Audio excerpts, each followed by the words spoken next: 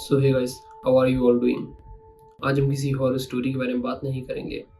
आज हम एक ट्रू केस के बारे में बात करेंगे। ये केस है जॉयस कैरल विंसेंट का।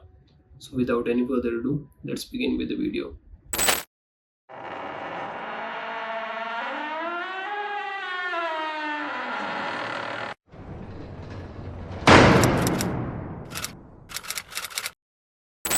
आप सोचिए, एक लड़की जो ब्यूटीफुल थी, इंटेलिजेंट थी, सक्सेसफुल थी, उसके सपने बड़े थे, उसकी पर्सनैलिटी चार्मिंग थी।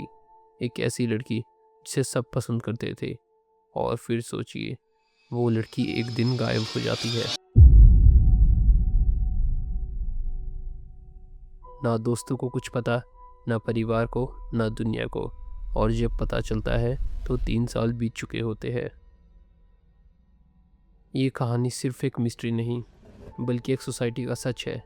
ये कहानी है जॉयस कैरोल विंसेंट की, एक ऐसी औरत जो लंदन जैसे शहर में अकेली मरी, बिना किसी के जाने, और 3 साल तक किसी ने ध्यान भी नहीं दिया।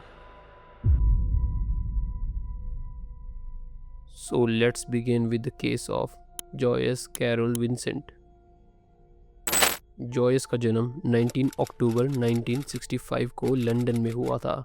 वो एक नॉर्मल मिडिल क्लास फैमिली से थी, लेकिन उसका चार्म, उसकी मुस्कुराहट, उसकी एनर्जी, ये सब उसे स्पेशल बनाती थी। जॉयस एक इंटेलिजेंट लड़की थी, सिर्फ पढ़ाई में नहीं, इंसानों से बात करने में भी। उसकी लाइफ एक परफेक्ट सक्सेस स्टोरी जैसी थी। दोस्तों की फेवरेट, फैमिली की लाडली, और प्रॉमिसिंग फ्यूचर की तरफ बढ़ती हुई एक लड़की। पर हर कहानी परफेक्ट नहीं होती। जॉयस ने अपनी लाइफ काफ़ी अच्छी शुरू की थी।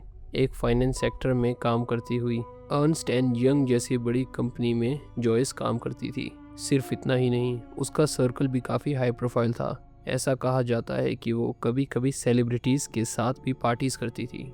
लेकिन 2001 के बाद धीरे धीरे उसकी कहानी एक अलग मोड़ लेती है। एक दिन बिना किसी रीज़न के जॉयस अपनी जॉब छोड़ देती है। उसने फैमिली और दोस्तों से भी दूरी बनाना शुरू कर दिया। किसी को नहीं पता ऐसा क्या हुआ जो एक सक्सेसफुल और कॉन्फिडेंट लड़की धीरे धीरे शैडो बन गई। क्या उसका कोई टॉक्सिक रिलेशनशिप था? क्या उसकी मेंटल हेल्थ बिगड़ रही थी? या उसके साथ कोई अब्यूज़ हुआ था? ये सब कुछ रहस्य बन गया, और तभी जॉयस और ज़्यादा अकेली होती गई। वो जॉबलेस हो गई थी और अपने लिविंग के लिए अपनी सेविंग यूज़ करती थी, और लोगों से भी मिलना जुलना बंद कर चुकी थी। एक और शॉकिंग बात ये मिली, उसने डोमेस्टिक अब्यूज़ सर्वाइवर का एक शेल्टर होम भी ज्वाइन किया था। इसका मतलब वो किसी बुरे रिलेशनशिप या टॉक्सिक एनवायरनमेंट में थी। 2003 के एंड तक जॉयस ने एक छोटा सा फ्लैट ले लिया फुट ग्रीन लंदन में, वही घर जो उसका अंतिम घर बन गया। एक दिन 2003 में जॉयस अचानक गायब हो जाती है। मतलब ये नहीं कि वो कहीं भाग गई, बल्कि वो अपने फ्लैट में ही थी, बिल्कुल अकेली। फिर क्या हुआ किसी को नहीं पता। क्या उसको एज़मा अटैक आया? क्या उसका कोई एक्सीडेंट हुआ? या उसकी तन्हाई उसके जाने की वजह ख़त्म कर चुकी थी? सवाल हज़ारों थे, जवाब एक भी नहीं। और सबसे अजीब बात, किसी ने नोटिस तक नहीं किया। 2006 में एक दिन हाउसिंग ऑफिसर्स रेंट कलेक्ट करने आए। जॉयस का फ्लैट 3 साल से बंद था और रेंट नहीं दिया गया था। दरवाज़ा तोड़ने पर जो सीन सामने आया वो सचमुच एक हॉरर कहानी जैसा था। जॉयस का स्केलेटन सोफे पे पड़ा था।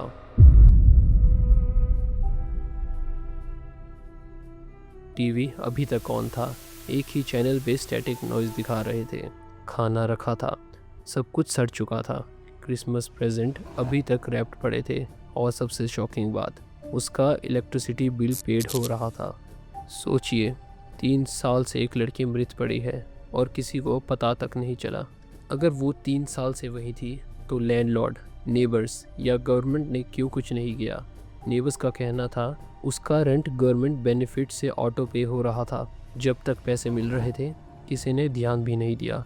जब रेंट बंद हुआ तब तक 3 साल बीत चुके थे, और जो बॉडी की सड़ने की जो फाउल स्मेल थी, नेबर्स सोचते रहे कि ये स्मेल कचरे से आ रही है। कोई जाने की हिम्मत नहीं कर रहा था। दुनिया में करोड़ों लोग रहते हैं, लेकिन जॉयस 3 साल तक बिना किसी के नोटिस किए मृत पड़ी रही। उसके दोस्तों ने कॉल क्यों नहीं किया? उसके परिवार वाले विजिट करने क्यों नहीं आए? इतने बड़े शहर में एक इंसान का होना या ना होना कोई फ़र्क क्यों नहीं पड़ रहा। ये सिर्फ जॉयस का एक दुख नहीं था, ये सोसाइटी का सच था। जॉयस की कहानी एक वार्निंग है, एक wake up call. Thanks for watching, guys. See you all on the next one.